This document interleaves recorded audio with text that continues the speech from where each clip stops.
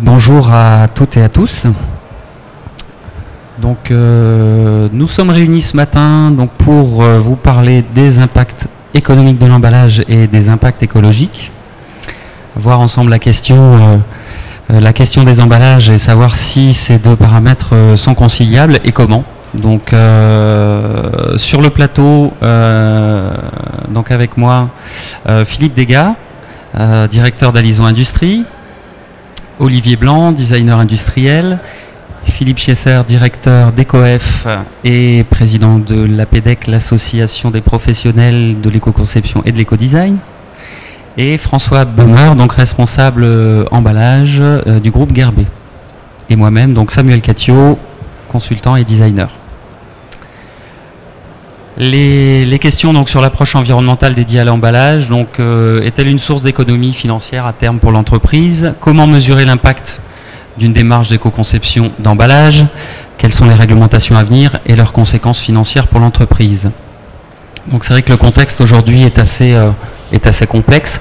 On va parler ce matin de l'emballage primaire dont on parle beaucoup sur ce salon, mais également de l'emballage secondaire et tertiaire qui a un impact non négligeable pour l'entreprise au niveau économique et au niveau environnemental.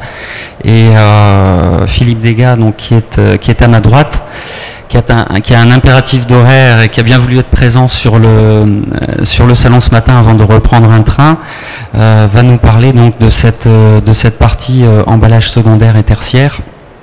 Et je le laisse se présenter pour cette partie. Bonjour à tous et à toutes. Donc la société Alizon est un distributeur conseil. Donc nous ne sommes absolument pas fabricants. Nous achetons, nous revendons, nous stockons des produits avec une stratégie de marque. Malgré tout, notre métier est un métier avant tout de service et un métier de conseil. Donc c'est pour ça que c'est intéressant qu'on vous donne un éclairage et qu'on partage quelques expériences avec vous, tout simplement pour vous donner un petit transfert de compétences et une petite méthodologie. Donc la société Alizon a 3 sites sur la France, mais je crois qu'on va rentrer un peu plus dans le détail de ce qui nous amène ici. Avant tout, nous pensons que l'écologie, c'est pas une religion, c'est avant tout une obligation morale et économique, quoi qu'on en dise. Alors très souvent, on a des idées reçues sur l'environnement, sur l'écologie. Bon, un emballage écologique, normalement, c'est forcément très cher. Et on ne fait pas d'emballage pour l'écologie, on fait avant tout un emballage pour protéger un produit, pour le marketer et pour l'expédier. Alors après, il y a des petits principes de base, classiques. Avant tout, il faut générer le moins de déchets possible.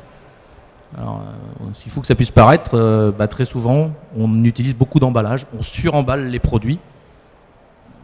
Mais là, avant tout, moins de déchets, moins de pollution. Donc ça veut dire que chaque fois qu'on va penser emballage, il va falloir se dire, est-ce que je peux en mettre le moins possible? Voilà. Soit en termes d'épaisseur, soit en termes de grammage, peu importe, mais comment je fais pour en mettre le moins possible? Et malgré tout, il va falloir que je fasse passer des messages, j'insiste, de marketing. Il va falloir que je protège mes produits parce que s'ils arrivent chez le client final et qu'ils sont détruits, forcément que ça ira pas.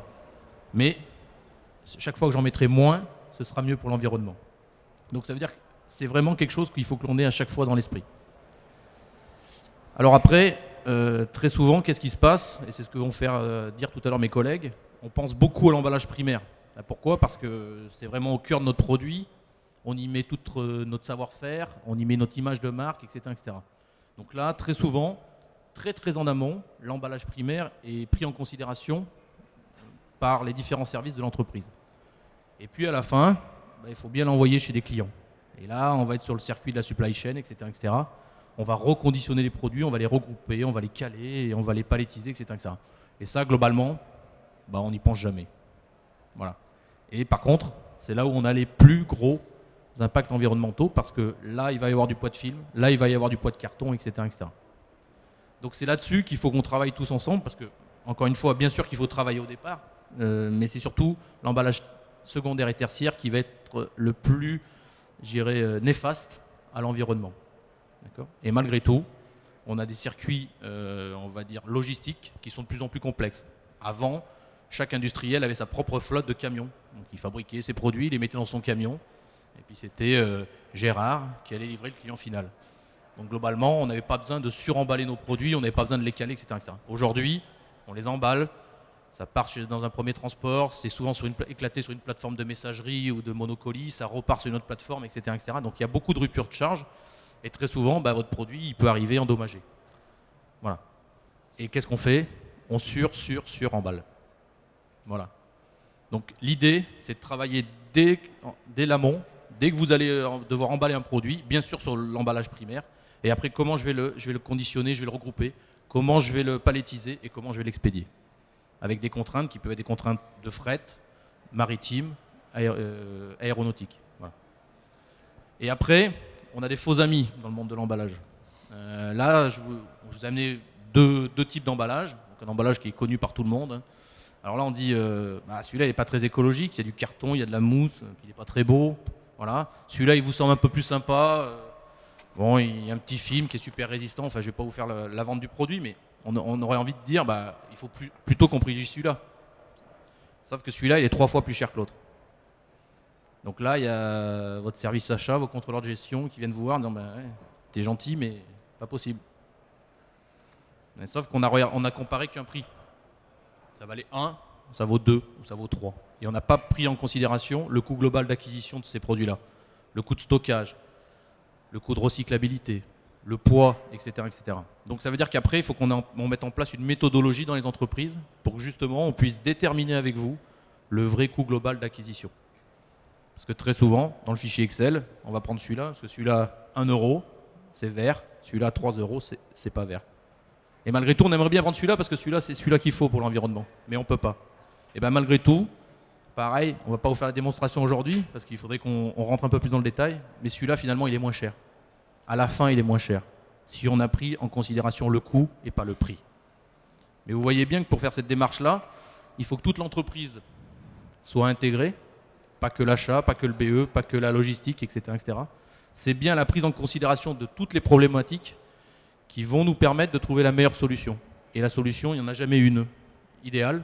À chaque fois, il va falloir l'adapter. Alors, on va essayer de prendre des produits les plus modulables possibles, les plus standards possibles, parce que si celui-là, il est fabriqué à 100 000 exemplaires pour un autre client et qui peut vous convenir, pourquoi pas. Voilà. Et on fera de la différenciation retardée à la fin. Mais vous voyez bien que c'est pas si facile que ça de faire bien les choses, et que très souvent, la solution de facilité, de dire, on va aller au moins cher, ou au contraire, pour se donner bonne conscience, je reviens à ce que j'ai dit tout à l'heure, on va prendre un emballage très écologique sur le papier, mais finalement, quand on analyse tout, il n'est pas si écologique que ça. Je prendrai un autre petit exemple. Très souvent, on met en place des calages en papier. C'est sûr que si on met du calage papier par rapport à du calage polyéthylène, on a tendance à dire, oui, c'est nettement plus écolo. Le papier, c'est naturel, etc., etc. Sauf qu'il faut savoir que si on fait que du remplissage de vide, c'est très néfaste pour la planète. Voilà. Mais quand on le regarde comme ça, c'est sûr qu'il faut mieux du papier que du polyéthylène. Mais pas toujours. Voilà. Donc notre démarche, c'est de vous accompagner et d'essayer, encore une fois, de remettre en cause tout un tas d'idées reçues. Voilà. Parce que vous, Philippe, en tant que distributeur, en fait, finalement, de matériel d'emballage, vous pourriez faire simplement ce travail de coût, en fait, d'analyse du coût. Vous travaillez avec un certain nombre de marques, beaucoup de marques leaders, en fait, sur le marché. Oui, après, si vous voulez, le gros avantage des marques leaders, c'est qu'avant tout, elles sont à la pointe de l'innovation et qu'elles-mêmes, nécessairement, elles doivent prendre en considération l'impact environnemental de leurs produits.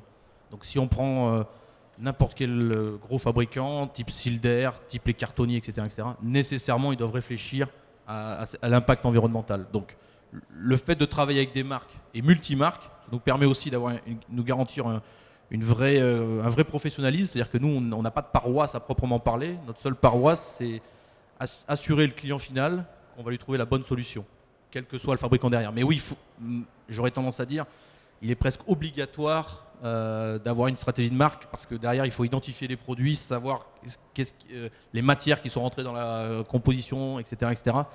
Et très souvent, la transparence ne peut être que chez des fabricants reconnus mondialement. Voilà. Et dernière petite chose, si après on veut échanger éventuellement avec quelques questions, je pense qu'avant tout, bien sûr, vous avez compris, il faut mettre en place une méthodologie pour faire tout ça, mais avant tout, c'est un état d'esprit. C'est-à-dire qu'il faut vouloir changer les choses dans leur intégralité et pas vouloir faire que des petits bouts, parce que là ça marche pas. Et cet état d'esprit, c'est je me remets en cause, je remets en cause toute mon entreprise autour d'un vrai projet, et il faut être humble, parce que très souvent les solutions elles viennent parce qu'on a échangé avec plein de personnes et il n'y a pas de solution miracle. Donc de la méthodone bien entendu, des diagnostics sur site, parce que c'est pareil, il faut aller dans les ateliers, il faut comprendre les impératifs d'emballage, il faut comprendre toute la chaîne logistique et il faut vraiment intégrer tout ça. Et à ce moment-là, on aura des emballages économiquement intéressants qui répondront à toutes les fonctionnalités d'emballage, le marketing, la protection, etc., etc., et qui seront économiquement très intéressants. Parce que penser écologique, c'est penser économique, nécessairement. Et on a des vrais gains très intéressants. C'est pareil, si on avait eu le temps, on voudrait montrer, on peut gagner jusqu'à 40%. Donc c'est pas négligeable dans l'environnement qui est le nôtre actuellement. Mais par contre, il faut tout remettre en cause. Et là, c'est plus compliqué. Voilà. Donc pour la remise en cause, vous proposez, comme vous l'avez dit, notamment des diagnostics sur site, oui, pour analyser le contexte global et non pas une question précise sur un emballage précis ou un produit ou une ligne de produit. Très clairement, je reprends cet exemple-là. Si on me dit, voilà, aujourd'hui j'emballe avec le fameux étui fourreau, alors je peux arriver avec mes gros sabots et dire, voilà, c'est celui-là qu'il faut faire, et puis voilà, merci, au revoir. Mais je sais pas. Il faut que j'aille voir, je pose des questions à différents services, il faut que je m'imprègne de l'entreprise. Donc là, encore une fois, il y a une méthodologie qu'il faut suivre, parce qu'il y a une espèce de checklist, mais surtout, il faut échanger avec les gens et bien comprendre vraiment les enjeux de l'entreprise et des clients de l'entreprise. Donc c'est une véritable découverte commune que l'on doit faire, un échange. Et l'idéal, c'est quelque part qu'on soit intégré dès en amont, au moment où le market, la prod réfléchit à un nouveau produit. C'est dès ce moment-là, être avec vous en disant attention, vous avez pensé à comment vous allez le regrouper, ça sera des paquets de 1, de 10, vous allez l'expédier partout en France, dans le monde, etc. etc. Et voilà, donc, il y a des questions qui sont extrêmement simples, mais plus on les posera en amont, plus on échangera, mieux ce sera. Voilà. Merci Philippe. C'est l'idée de ce plateau de ce matin aussi, c'est de réunir justement l'ensemble des parties prenantes et l'ensemble des acteurs. C'est peut-être ça le premier changement, c'est de communiquer et de travailler ensemble sur ces différentes étapes, aussi bien avec l'annonceur, avec la partie ingénierie environnementale, le designer et puis toute cette partie distribution, emballage et logistique. Comme Philippe doit partir un impératif d'horaire, si quelqu'un a une question ou une précision, on peut le faire maintenant, sinon on continue la discussion. Oui, bonjour, j'ai noté simplement qu'on pouvait avoir un gain de 40%. Est-ce que c'est 40% financier ou 40% côté écologie Non, en fait. alors là, le gain était bien financier. Alors, il est extrêmement simple. C'est que si vous palettisez une palette quelconque, on va dire 80, 120, 1 mètre 20, le poids moyen relevé est de 650 grammes. D'accord. Vous mettez 650 grammes de film étirable. D'accord. On peut très facilement diviser par 2 ce poids. Donc là, on est en termes de gain matière, on est largement à 50%. On peut faire bien mieux et là, on arrive à ce moment-là à 40% de gain économique. Mais vous voyez bien que qu'est-ce qu'on a fait simplement? On a baissé l'épaisseur du film. On a expliqué au client que ça ne servait à rien de faire 10 tours en bas, 10 tours en haut, etc., etc. Donc voilà. Mais là, les gains, quand je vous parle de 40%, on est bien sur des gains économiques. Mais je vous dis, chaque fois qu'on va se poser les bonnes questions, il y aura des gains environnementaux et économiques. Voilà. Parce qu'on remet en cause le process, on remet en cause des habitudes, etc. On n'est pas là pour dire j'ai le même produit et je suis 5% moins cher. Parce que globalement aujourd'hui, les prix de marché sont ce qu'ils sont. Donc on va pouvoir faire de la productivité achat, mais si on veut faire des vrais savings, il faut qu'on remette les choses en cause. Et très souvent c'est extrêmement simple. Parce qu'on fait souvent de la surqualité dans l'emballage.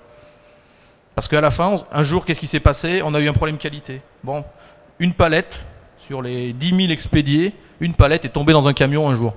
Réclamation client, bon, on filme pas assez bien nos palettes. Allez, on va faire 20 tours de plus. Une palette sur 10 000. Mais voilà, on ne s'est pas posé les bonnes questions. Et après, c'est les habitudes. Ça fait 20 ans qu'on filme avec du 23 microns et qu'on fait 25 tours. Pourquoi on changerait? Parce qu'il y a 20 ans, le 23 microns, c'était le standard. Aujourd'hui, il faut faire avec du 10. Parce que les technologies ont évolué. Par contre, les habitudes font qu'on reste en 23 microns et qu'on fait 20 tours parce qu'on a toujours fait comme ça dans l'entreprise. Voilà. Et donc, voilà. Nous, vraiment, notre volonté, c'est faire des choses extrêmement simples, qu'avec du bon sens, mais transmettre cet état d'esprit, cette méthodologie. Voilà. Et on s'aperçoit, encore une fois, on n'est vraiment pas des génies, malheureusement, mais les gains sont là, et ils sont vraiment palpables. Si vous livrez une palette avec 500 grammes de film, vous serez taxé pour 500 grammes. La même palette livrée avec 100 grammes, vous serez taxé pour 100 grammes. C'est pas la même chose. Les gens qui recyclent des produits chimiques, etc., ils vont vous dire que le coût de recyclabilité et de recyclage va être de plus en plus élevé. Donc il faut générer le moins de déchets possible. Et très souvent, c'est extrêmement simple. Voilà. Je vous en prie. Merci Philippe. Observer effectivement les comportements pour aussi voir les leviers pour générer du changement. Finalement, on est assez proche aussi de la préoccupation du designer sur les comportements de l'utilisateur. Donc là, on va passer au volet environnemental avec Philippe Schiesser, donc directeur d'EcoF. Et on va voir un peu cette partie réglementation, ces contraintes qui arrivent ou qui sont déjà présentes, et donc les normes, mais aussi les solutions, les outils qui existent par rapport à cette partie environnementale. Donc je laisse la parole à Philippe Schiesser. Merci Samuel. Effectivement, ça va être complémentaire par rapport à ce qu'on vient d'entendre sur la démarche vraiment globale environnementale, sur le contexte. Alors nous, on s'appelle EcoF comme éco-efficience, donc il y a bien le lien entre l'économique et l'environnemental. Alors la réglementation, moi je suis tombé dedans il y a déjà presque 20 ans, parce que j'ai commencé à travailler pour le groupe Danone sur la dimension emballage suite à une directive européenne, la bien connue 94/62, qui effectivement faisait fort de mettre la prévention des déchets en haut de la liste de l'agenda politique. Alors c'est évidemment lié à pas mal d'autres textes, et je ne vais pas tout vous détailler, je pense que ceux qui voudront le slide, on pourra leur donner après, parce qu'il y a beaucoup de textes normatifs et réglementaires. Tu me dis quand on passe sur les slides. Simplement, il y a effectivement dans ce qu'on vient d'évoquer la responsabilité élargie du producteur, qui est issue de textes de l'OCDE, qui effectivement rend responsable juridiquement le metteur sur le marché de ses produits. Donc ça va au-delà de la moralité ou de la religion, ça va vraiment sur la partie juridique. Et quand j'ai travaillé pour le groupe Danone, on avait effectivement regardé combien ça pouvait coûter de ne pas respecter les textes européens. Et ça pouvait coûter cher par unité de produit mis sur le marché. Donc il y avait vraiment cette obligation de travailler aussi bien avec le marketing et la R&D sur des outils, notamment des checklists, et également l'outil Méthodo qui est arrivé, qui a été d'ailleurs développé par Coca-Cola il y a 40 ans, qui s'appelle l'analyse de cycle de vie, qui est en fait le juge de paix environnemental qui va vous dire que A est meilleur que B par rapport à toutes ces questions. Donc on peut passer, alors, il y a aussi Code de l'environnement, Grenelle, etc.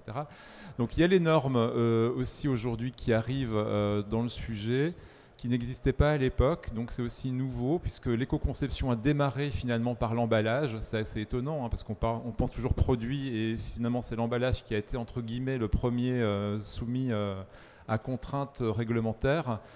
Et du coup, texte normatif pour dire c'est quoi une démarche d'éco-conception, comment ça peut se construire, qu'est-ce qu'il faut faire, etc. Et on va avoir donc un panel de textes maintenant qui est assez conséquent, alors qui était au départ vraiment... Alors on le voit dans le jargon ISO, un TR pour Technical Report, des rapports techniques qui ont été d'abord publiés en 2002 sur la démarche éco-conception avec les exigences notamment de cycle de vie. Et on arrive à une norme qui n'est pas pour l'instant certifiable, mais qui est une norme qui permet d'avoir des lignes directrices. Et qu'est-ce que dit cette norme en résumé très rapide? C'est que finalement, dans le management environnemental d'une entreprise, parce que vous connaissez déjà tous, je présume, ISO 14001 sur le SME, qui a suivi les normes qualité, on met la partie conception des produits dans ce management environnemental. Donc c'est ça la petite révolution qui est arrivée dans le sujet, c'est que l'environnement n'est plus un sujet annexe d'une direction ou d'un chargé de mission. Peut-être que d'ailleurs je l'ai été à l'époque pour le groupe Danone. C'est vraiment dans toutes les lignes de métier qu'on doit travailler, réfléchir à la partie éco-conception, un peu comme l'a évoqué l'intervenant précédent. Donc on a du coup, je crois que tu es passé peut-être rapidement, non, voilà. Oui, c'est bon. Donc la suivante. Voilà, donc on a du coup aussi par rapport à la 94-62 des normes qui construisent l'aspect technique des obligations qui sont demandées aujourd'hui aux metteurs sur le marché d'emballage.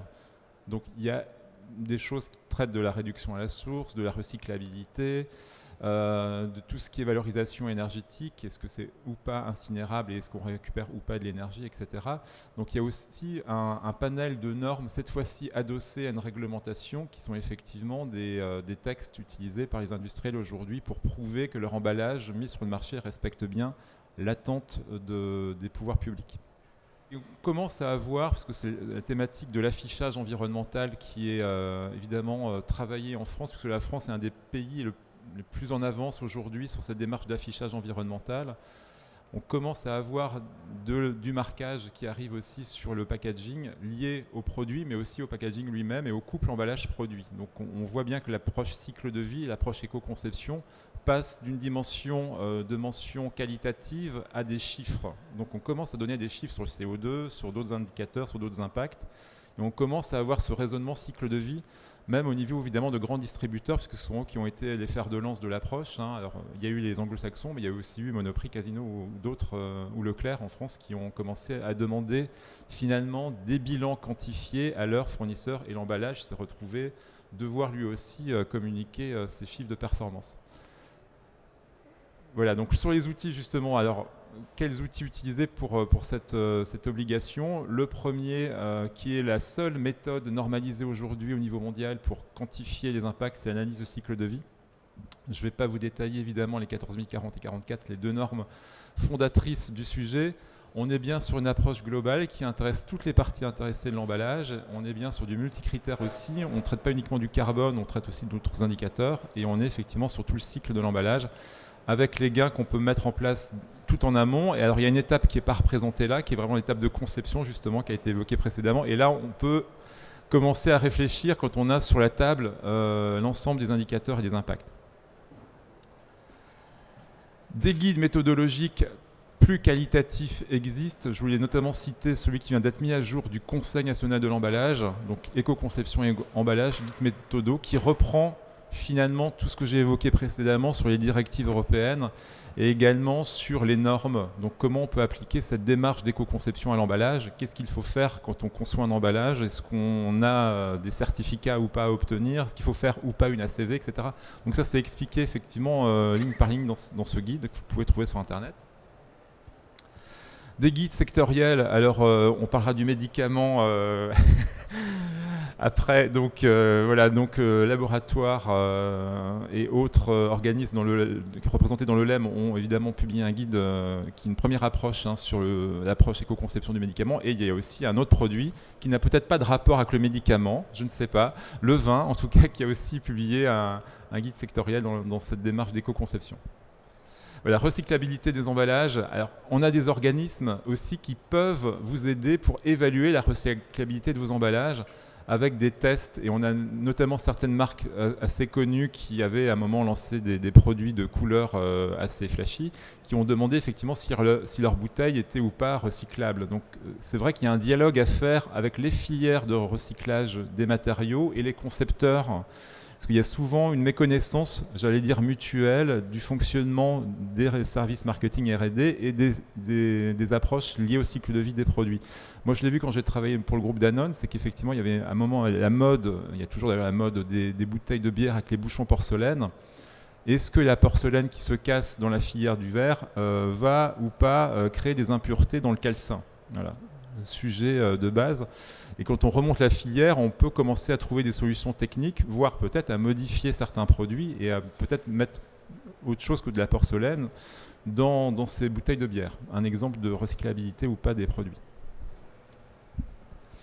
Alors, j'ai aussi écrit un ouvrage sur les outils d'éco-conception, et pour vous dire simplement que c'est une démarche plus vaste que la seule analyse de cycle de vie. Il y a vraiment le contexte, les objectifs, les outils, l'ACV en tant que tel, mais il y a aussi la mobilisation en interne qu'il faut mettre en place. et développer aussi un sujet qu'on abordera peut-être avec mon voisin de droite après, la créativité, parce qu'il faut aussi travailler évidemment sur la partie fonctionnelle des produits et développer une approche construite qui réponde bien aux attentes du consommateur, voire qui les dépasse ou surpasse. Donc il faut aussi proposer quelque chose d'innovant évidemment dans cette approche-là et conserver l'approche environnementale, ce qui n'est jamais simple, puisqu'innover sans faire de l'environnement, est-ce que c'est aujourd'hui l'innovation? On a quand même plus de 50% des brevets en France qui sont aujourd'hui liés à des thématiques environnementales, donc on voit bien que la créativité, l'innovation se dirigent de plus en plus vers la partie environnementale. Et le plan de progrès derrière. Alors, de tout ça, comment on peut travailler avec une entreprise agroalimentaire qui met sur le marché beaucoup d'emballages, hein, je pense à Charles et Alice entre autres, mais on a travaillé aussi avec Samuel sur cette question-là. Donc on s'est dit qu'il fallait que dans la décision, on mette le plus tôt possible l'éco-conception et donc l'analyse de cycle de vie. Donc on a développé un éco-calculateur qui fonctionne sous Excel pour rester vraiment sur des choses simples pour des PME. Parce qu'il n'était pas question de leur dire qu'il faut acheter un logiciel compliqué avec des licences.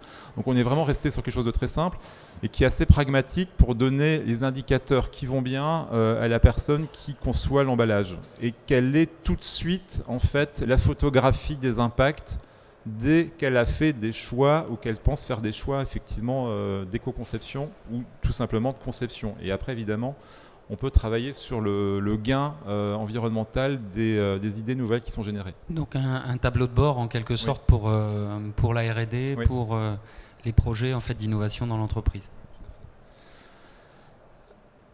Voilà, donc quelques exemples après d'indicateurs qu'on peut retrouver. Donc on reste sur 4 indicateurs pour l'instant et on est en tout cas multicritères aussi sur toutes les étapes. Voilà.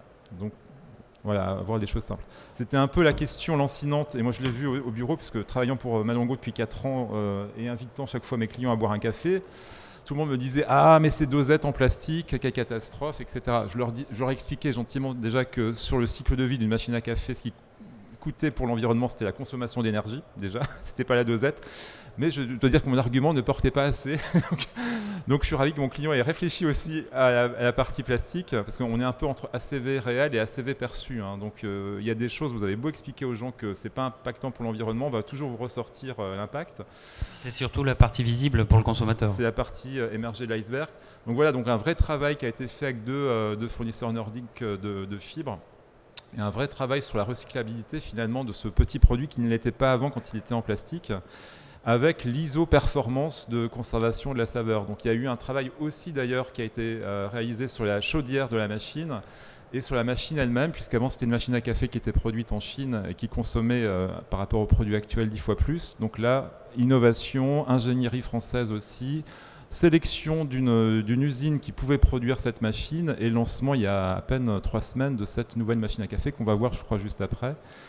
Voilà, donc ça c'est la dosette.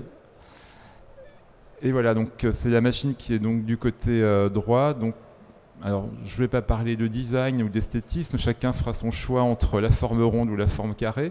Mais ce qui a été vraiment ciblé dans l'éco-conception globale, au-delà de l'emballage, c'est d'avoir un concept aussi complètement intégré d'entreprise citoyenne, puisque évidemment le café, Malongo est un des principaux opérateurs de café aujourd'hui équitable. Vous voyez que la cartouche est toute petite. Et pourtant, elle a l'équivalence en termes d'usage, de durée, d'un flacon de 50 ml. Et là, il n'y a que 8 ml. En fait, on gagne tout ce que l'on ne gaspille pas, tout ce que l'on ne vaporise pas dans l'air. Et donc le feutre est dans cette cartouche et le produit est contenu dans le feutre. Voilà. La particularité aussi de cette cartouche, c'est que donc elle a été conçue comme un petit thermos, c'est-à-dire qu'elle protège des variations violentes de température et elle protège des UV. Il faut savoir que le parfum, c'est quelque chose d'extrêmement fragile. La particularité aussi et la volonté de Lucide, ça a été de développer des gammes de parfums naturels. Donc sans musc de synthèse, toutes ces choses-là. Et tout est conçu à Grasse. Donc le principe est tout simple. J'insère la cartouche dans l'étui, je l'enfonce et hop, le feutre naturel apparaît. Et j'ai plus qu'à tracer le parfum sur le corps. On voit donc que déjà 8 ml par rapport à 50 ml, on n'a plus que divisé par 5 la quantité de parfum nécessaire. L'autre particularité aussi, c'est que la cartouche a été conçue directement, dès la base, pour avoir une fin de vie. Je m'explique. La plupart du temps, quand on conçoit des produits, on ne pense pas toujours à la fin de vie et au démantèlement, surtout si on peut récupérer ces produits-là. Donc la plupart du temps, ils finissent broyés, donc on ne peut rien en faire. Là, la cartouche a directement été conçue pour être récupérée, passée dans une petite presse spécifique qui démantèle automatiquement toutes les parties et qui met le métal dans le bac à métal, le plastique recyclable dans le plastique recyclable et le feutre naturel dans le bac de feutre naturel. Donc le coût de démantèlement est quasiment nul puisqu'il est c'est un temps de cycle de quelques centièmes de seconde. Donc le travail de design est intervenu sur l'amont, sur la phase d'utilisation et la fin de vie. Exactement, donc, et même pas seulement sur le tous les- produit. et en donc phase sur tous les d'utilisation. arbitrages aussi de conception. Donc il a fallu dès le départ faire des choix de conception, peut-être supprimer la bi-injection parce que si l'on mêle deux matières, on ne peut pas après les recycler. Enfin tout un tas de choses comme ça. Les choix techniques aussi d'assemblage, les technologies d'assemblage. Il a fallu faire des arbitrages là aussi. Et aujourd'hui, donc le produit, le parfum lucide, est vendu essentiellement en vente à distance sur le site internet. Oui, tout à fait. Et nous sommes en train de mettre donc un process de récupération des cartouches. Et nous commençons à exporter donc en Asie et au Moyen-Orient. Puisque là, c'est un produit qui est très intéressant dans Avec les pays un où il fait. produit luxe made in France. Voilà. Oui, alors là, j'ai oublié de ça, effectivement. Merci Samuel. Mhm. Tout est fabriqué en France à 100%, mais non seulement tout est ultra localisé. En fait, tout est rassemblé, la fabrication, dans une petite zone géographique. Ce qui permet là aussi d'avoir sur la phase fabrication transport un bilan CO2 là, qui est extraordinaire. Hein. Mhm. Voilà. Très bien. Merci. Merci Olivier. Merci à vous pour ces témoignages. Il nous reste quelques minutes si vous avez des questions par rapport à nos invités. Je ne sais pas s'il y a des questions parmi dans la salle. Sinon,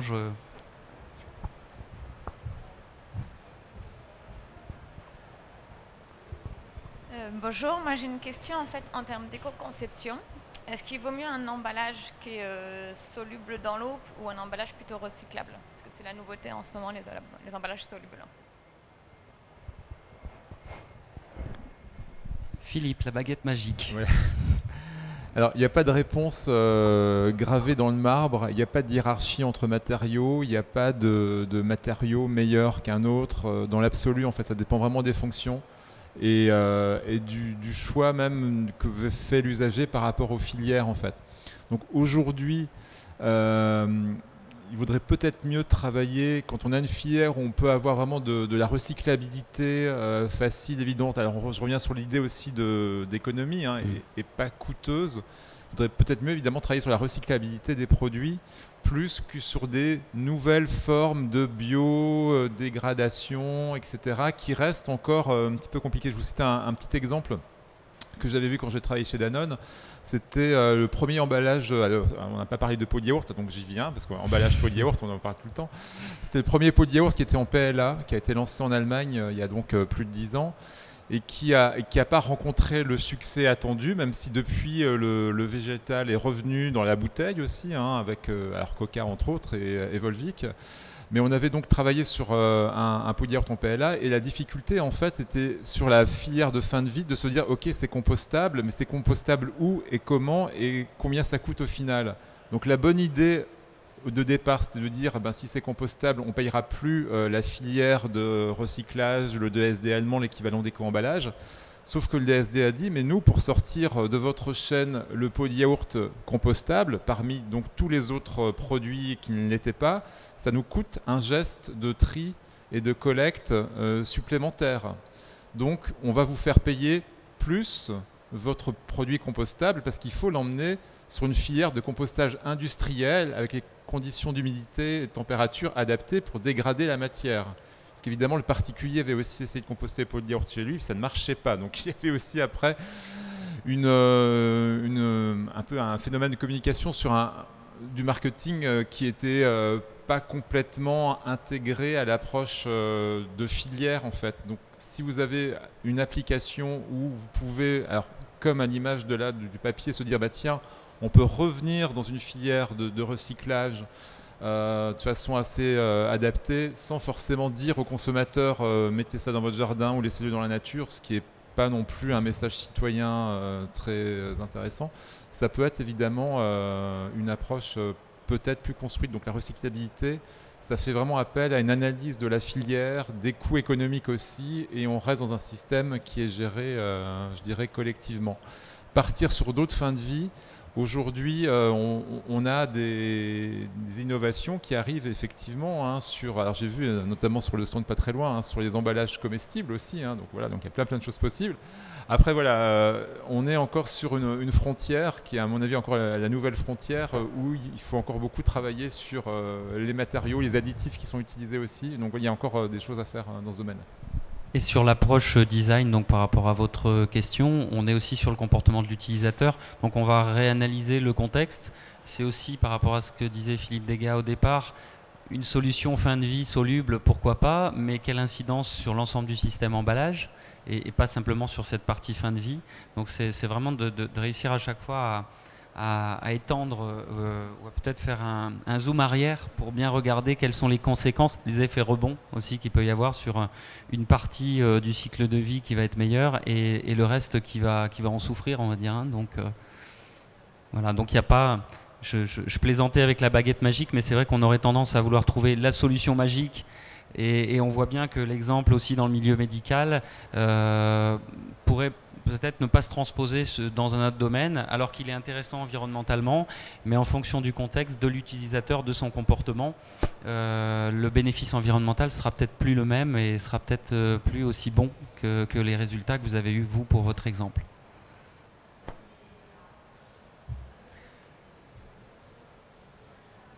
Je vous remercie donc tous de votre attention. Je remercie les invités.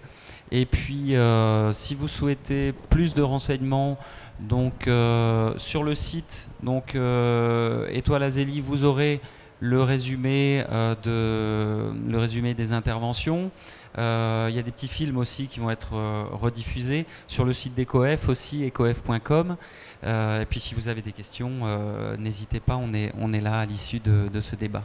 Oui, puis vous pouvez commander les parfums donc sur lucideparis.com. Merci.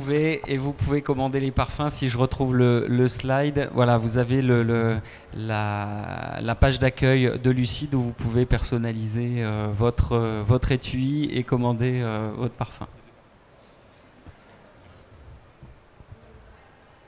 Alors, nous sommes en train de... Oui, c'est une très très bonne question. Nous sommes en train de préparer un livre de découverte avec toute la gamme de parfums. Donc, qui explique toute la culture des matières premières, l'historique, toute la phase de création de chaque parfum. Et il y aura tous les petits échantillons qui seront livrés avec. Voilà. Oui, tout à fait. Tout à fait. Et voilà, après vous choisissez tout sur le site. Voilà. Merci à toutes et à tous et bonne journée.